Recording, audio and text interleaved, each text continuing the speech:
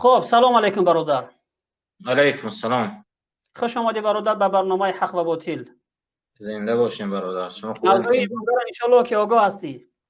بله ما آگاه هستم ان شاء الله. ما طرفدار صحبت‌های اکای عبدالستار هستیم و بگذار که اکای عبدالستار سلامت باشن و همیشه حق‌گو و طرفدار حق باشن و پشیمون نشوند از صحبت‌های کردگیشون و کاری کنند که ان شاء الله تا آخر در صحبت و حق خودش طلب کردن در حق طلب کردن خودش باشند. خب دیگه گفتنیم به دیگه برادرها و ما یک سوال میکنیم. ما یک سوال دارم برادر. مرحمت. همین آدمی که امروز میگم برادر عبدالستار پروست همین درد شخصی خودش بود یک تکسیرون یا که اون کاملا از درد تک تک ما گپ زد؟ این کاملا از درد تک تک هر یک شهروند تاجیکستان گپ زدگی. بله. فقط او در دردی که مثال در تاکسیستایی که کار میکنن پنجشنبه فکر میکنن بعضی‌ها در باره اونو گپ زدن که من فکر میکنم که در باره تک تک مهاجران، تک تک کسانی که در الان در تاجیکستان به سویت به برق ایستادگان برای اونا هم هست و کسانی که مزدی که معاش میگیرن 5 ماه 6 ماه در گیسایی که در تاجیکستان کار میکنن یا که در زواد هم نداره، بیچاره تاجیکستان هم یک چند گیس داره و در دیگر حکومت خلاصه کار میکنن. او کسانی که در چیزهای پستش کار میکنن اونو 5 ماه 6 ماه اولیکای خودشون نمیتونن بگیرن. برای اونا هم درد دل گفت، برای اونا هم. و یک چیز دیگه گفتنیم که گفت که وقتی گفت که شما را با ریکزی رستم امامعلی شما دیگه نمیتونین حق تاکسی کار کردن ندارین. خب قانون قبول کردگی هستن، چرا قانون برای وضعیت مردم نگاه کرده قبول نکردن؟ چرا وضعیت مردم نگاه نکردن که این مردم تا کدام درجه را ماشین خرید میتونه، برای تا کدام حد میتونه که یک آمادگی برای کار بگیرن؟ فقط قانون قبول میکنن همون خیلی برای خودشون کیسه خودشون نگاه کرده یا که جیب خودشون نگاه کرده قانون قبول میکنن. مثلا ماشین 2017 یا 18 یا 14 هر کس خریده نمیتونه این ماشین. برای چی قانون قبول کردن؟ خب خیر قبول کردن، خطا شاید چیده باشه، چرا قانون علیش نمیکنن در این وقتی زمانی حاضی که اکثر مهاجرا میگردن میروند؟ یک دقیقه ما یک زنگ تلفنی یگون قبول کنیم که یگون کس از رحمانوف طرفداری میکنه در ایمو کس تماس گرفتگی. سلام علیکم. و علیکم السلام و رحمت الله و برکاته. بفرما برادر. اکا من همین نسبت همین تاجیکستان یک دست خان گفتیم بکنیم اگر اجازت باشه. اگر شما طرفداری از آزادی خواهان میکنین میتونه که شما در واتساپ تماس بگیرین. اینجا فقط کسانی که از رحمانوف دفاع میکنن در این رقم در ایمو. اما یا که اگر شما آماده باشین که با چهره آشکار میتونن که در استودیو داخل بشین از طریق استودیو صحبت کنین. اکا او زنگ زدن گفتن که و ایمو قطعی زنگ زنه. نه برادر در واتساپ تماس بگیرین. الان اینجا بگذارن که یگان آدمی که از رحمانوف دفاع میکنه اون زنگ بزنه. من دفاع از رحمانوف دارم که در واتساپ زنگ زنم. تو از رحمانوف دفاع میکنی؟ ها خب بیا شروع کنه. من اکا همین یک آدم اکا همین جبر دیده ایم اکا ما. و چقدر جبر دیده که تو رحمانوف دفاع کردنی تو؟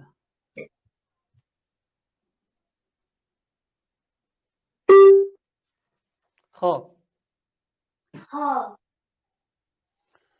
بیاین یگان کسی که از رحمانوف دفاع میکنن مرحمت، آیا این گفته های این برادر درد جامعه بود یا که فقط تنها درد خودش بود؟ آیا این درست میگه یا که اینو درست میگه؟ خب در ایمو تماس گرفتگی هستین. سلام علیکم. یک دقیقه. سلام علیکم و رحمت الله و برکاته. و علیکم السلام. خوب هستی؟ تنجه هستی؟ سلامتات خوب هستن؟ بله تشکر. شما از خدا نمیترسه این فرزندای ملت بس داخل زندان کرده با همه بس یک عبدالستار. دقیقه صبر کن. برادری که در تاجیکستان بله. اون ویدیو کرد اون دروغ میگفته. این راجع بس او اعضای یگان گروه نبود، یک شهروند تاجیکستان بودک. اون وضعیت حکومت رحمانوف گفتگی است. ببین من درباره گروه گپ نزده استم. من درباره این گپ زده استم که او انسان یک شهروند تاجیک بود و اون بالاخره کفید و اون حکومت دارا را گفت اون کسی که تو شب و روز زبانت راز میکنی و میخوایم تاش میرسیش کو انمون کسات تو دفاع کرده است نسبت انمون حکومت گپ زدگی تو اون شهروند تاجیکستانی بدک اون در تاجیکستان آیا این گپ ها حقیقت داره یا که اون انسان دروغ میگه؟ در تاجیکستان تاکسی‌هایی که پنسومه هستند اونها غیر قانونی هستند. آیا در همه اروپایی که هست یا اینکه در روسیه که هست چیکار کنن مردم چیکار کنن غیر قانونی هستند؟ بمون از شرف خواهش میکنم ما کو در اروپا چی میگه؟ من در اروپایم کو گپ زد برادر آیت الله گینایف قانون بیان کرده است. بگو گپ زن درباره اروپا گپ زدی بیا درباره اروپا گپ بزنیم. اروپا چیکار کرده؟ در اروپا هست هم خیلی تاکسی پنسومه غیر قانونی هست. گوش کن اول بیا اول قانون سازی که در اروپا هست بیا در این صحبت کنیم. حالا یک دقیقه برادر ابو عمر منتظر باش. برادر ابو عمر منتظر باش. خب فقط منتظر باش. اطلاع گیلایو در اروپا وقتی که در تاکسی افور میکنی خطر به یگان چی نه وابسته نیست که تو ماشین چند هزاره و چند قدم سال است 2000 سال ماشین تاکسی زده است 2000 سال ماشین میره و فقط دکومنت پر میکنه یگان چی پول نمیسپوره یگان خیلی پول نمیسپوره فقط میره و دکومنتاش حجاجش تیار میکنه مرحمت برو تاکسی کار کن تاکسی افور میکنی خطر خب من که من سوالت را جواب بدم. در تاجیکستان دو خیل تاکسی قانونی است. یکی هست شرکت‌های خصوصی که او حق داره که ماشین از چند ساله قبول کنه نه حکومت نه کسی برای او مجبور کنه نمیتونه که تو ماشین 98 یا که 2000 یا که 2015 یا 2020 قبول کنه چون که شرکت خصوصی است. اگر که مجبور کنه بازم زیر قانون میشه. شرکت نه هر فرد میتونه بکنه در اروپا هر فرد شرکت نمیشه. تا آخر گوش کردم تا آخر گوش کردم دیومش این که میره لیسنس یا گوی میکنی مرحمت تاکسی بزن داخل کدوم شرکت نشه برای تاکسی دا زدن که کسی درا چی نمیگه لیسنس یار چند سوم دا میگیری